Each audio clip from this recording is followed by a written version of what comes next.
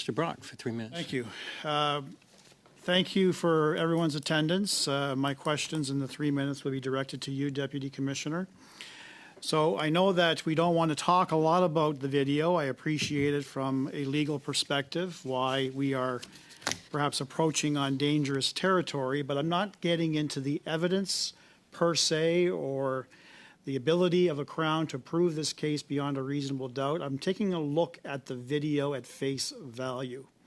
There is an unknown quotient here, whether the victim was alive or already dead before this particular accused chose to cut off his hands and feet. If in fact he were alive, it opens up the possibility to attempt murder charges, or if the actions of the accused caused the death of the victim, in essence bleeding out, then we'd be looking at murder charges under the criminal code. Or if the person were already dead and then the dismemberment took place, then we'd be looking at a Section 182 offense regarding the indignity committed to a dead body. Are these potentially some of the issues? I'm not asking for a positive confirmation, but rather an acknowledgement that what I just described to you could potentially be live issues in regards to a police investigation? Through you, Mr. Chair, thank you for the question.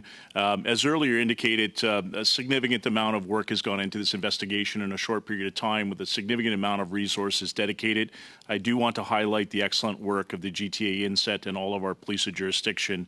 We do have a matter before the court, and of course, with such a large national security investigation, although there are charges before the judicial system, our investigation continues.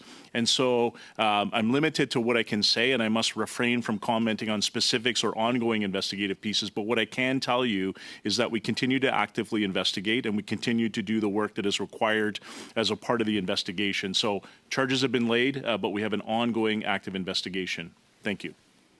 I'll read between the lines with that statement, and I thank you for that statement, that potentially there is an affirmative response to the question I put to you, although I'm not asking for any confirmation.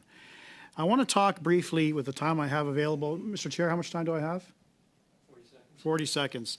Biometrics, is it only in relation to fingerprints, or are we now advanced in terms of taking a look at facial recognition as part of biometrics? So, Mr. Chair, the biometrics includes the fingerprints, and I'll have to confirm whether it does do the facial recognition piece, but biometrics is certainly the information is on the fingerprints. Would you confirm that to committee within a couple of weeks after your appearance? We will confirm that. Thank you. Thank you, Mr. Brock. We go now to Mr. Gahir. Mr. Gahir, 3 minutes, please. Great. Thank you, Chair, and thank you to the witnesses for appearing before the committee. My questions are for Dr. Kocher from Immigration. This essentially started with a visitor visa. An individual was granted a visitor visa. They came to Canada. They applied for asylum. I wanted to focus on the security screening process for a visitor visa. I understand that the security screening is trilateral. That's CSIS, it's CBSA, it's IRCC. Now, I'll give you an example. I have lots of cases in my constituency office where an individual has applied for a visitor visa for a family member overseas, potentially from India, let's say, and they have worked in the army or they've worked in the local police force. And that immigration process, that security screening can take years. I have cases that have been stuck in limbo for 3, 4, 5 years now, just looking at that security screening. So I guess I wanted to ask about what sorts of security screening are happening overseas. What information is requested? Are interviews conducted? And potentially with a country like India or Pakistan, of which I have a lot of constituents from, what information is requested from those local governments, and what does that cooperation look like? Thank you for the question, Mr. Chair. So let me start by saying what I mentioned earlier. IRCC is the first line of defense where we are doing the initial security screening, which is, based on the risk indicators, we ask the questions. We also have the biometrics availability. We work with our security partners to see what kind of pinging we get from the different databases. We also look at our own databases. Have this person used a different name, alias, or different passport? So this is all a part of our common, the platform with which we begin with the temporary resident visa.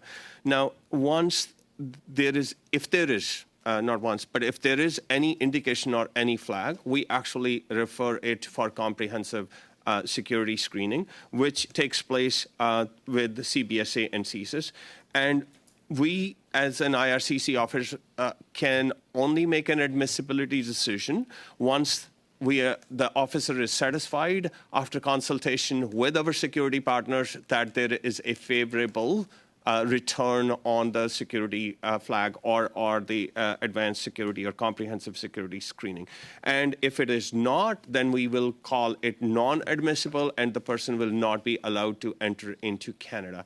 Now, there are, as Ted earlier explained, my colleague explained, there are different risk indicators which actually our security partners work through in terms of their association with different, governments and different regimes and different. So that part is actually worked through our security partners. And if it is not available to us or if it is inconclusive, so it takes a bit more of time before that security or admissibility is actually passed and the person is granted the visa. I don't know, Ted, if you want to add anything to that one. I would just say military service certainly triggers a deeper dive, and then we customize the decision based on the person's role, the time period in which they served, were they a conscript or not. So again, that's the hard work of the security screening, is to do a deeper dive on the individual to ascertain their role and what behaviors they engaged in during their period of service. So just Thank to you, follow Mr. up on Gahir. that, are investigations conducted? Sorry, Mr. Gahir, we're out of time. Are we? Okay, thank you. The only organization that won't be back in the next meeting, I think, is Public Safety. So the others, you may be able to renew these questions then. We go now to, on y va maintenant, Monsieur Fortin. 3 minutes, s'il vous plaît. Merci, Monsieur le Président. Thank you, Chair. Mr. Kochar.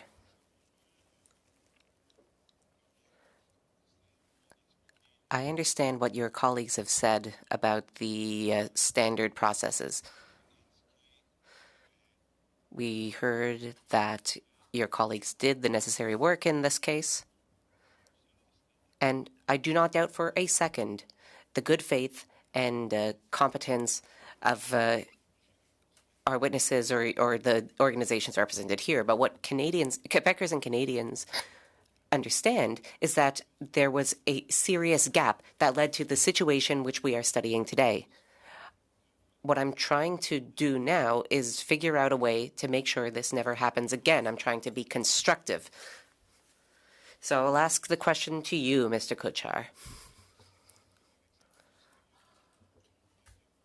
Are there perhaps too many applications for screenings to be done at a reasonable quality? Is there not enough budget? Is there not enough staff? What can be done to improve the effectiveness of our screening process? Merci pour la question. Thank you for that question. Start by saying this thing first and foremost. Volumes do not trump the security, which we pay a much more lot of importance on. So our assessment of the applications is actually taking a very critical look into the security of Canada and the individuals who are actually assessed on the security screening component. So volumes do not actually modify our approach to that. We continue to see increased volumes, that is for sure, but we are also dedicating equivalent resources to our security, our processing, and making sure that we are actually doing the right giving the right attention to the right parameters. As far as Monsieur Cochard, je veux pas être rude, mais il me reste moins. Sorry, I have to interrupt you. I have less than a minute left. I will now ask the same question to Ms. Lloyd. In your view, or do volumes or budgets have an impact on results? I will repeat my earlier testimony, Honourable Member, in that we take the time go through the steps, which are very robust, that are necessary in order to ensure that we effectively execute our responsibilities with regards to security screening to ensure the safety and security of Canadians. And I would Merci, echo the Madame Lloyd. point that Monsieur this is a Larkin? collaborative effort between the three agencies. Merci, Madame Lloyd. Monsieur Larkin, la même question. Thank you, Ms. Lloyd. Mr. Larkin, same question. In your view, are volumes too high? Are budgets too low? Merci pour la question, Mr. Thank you for that question, Chair. RCMP has a limited involvement in the immigration screening process, and it's much using technology and innovation. I can tell you that year to date, through automation, we've actually processed more than 3.9 million screening immigration processes. And so, again, we rely on technology, and we have significant technology and resources to manage the ongoing demand. Merci, Monsieur Fortin. Oui, merci, Monsieur le Président. Mr. McGregor, please, 3 minutes. Thank you very much, Mr. Chair. I think we understand very well that there are ongoing internal investigations for this process, and of course, not much can be divulged because of the sensitive nature of those investigations, but also because there is an ongoing criminal investigation and trial. But I guess from the point of view as legislators, we not only vote on appropriations for each of your agencies, but we also have an important role in reviewing the policies and the legislation that you operate. So maybe a question to the Department of Public Safety. In our review of this case and potentially in making recommendations to the government, are there any gaps that you feel that legislators should be addressing in terms of legislative gaps, any policy gaps? Are there resource gaps, financial gaps that may help us deal with this issue in the future? If there's anything that you can inform the committee on that from a legislator's point of view. Thank you for the question, Mr. Chair. I think one thing I would offer is to wait and hear from the operational agencies about the review of the process that was followed, and I think particularly the review that CBSA has mentioned in terms of the audit that they're doing on a series of files to confirm that we have the right kind of structures and process in place. I think that will be really informative to the committee because it might express where there may be gaps in process that can be filled. So I think that's useful. I think ongoing dialogue at committee around data, information, sharing, those are pretty critical elements for all of us, and particularly our ability to be more transparent. So I think that for future discussions, those would be elements I think that would be really useful for the committee to consider and to provide advice on. And on the question of resources, just rest assured, for those of us here that frankly carry the burden, the weight of responsibility for looking at national security on behalf of Canadians every single day, our number one priority, we move our resources to focus on those questions every single day. That is not an issue for us. Being a good public servant, I could say we could always use more money, but I just want to rest assured the availability of resources, the capacity to do our jobs is not at question. All of us take that seriously. All of us focus on making sure we've got adequate resources to do the job.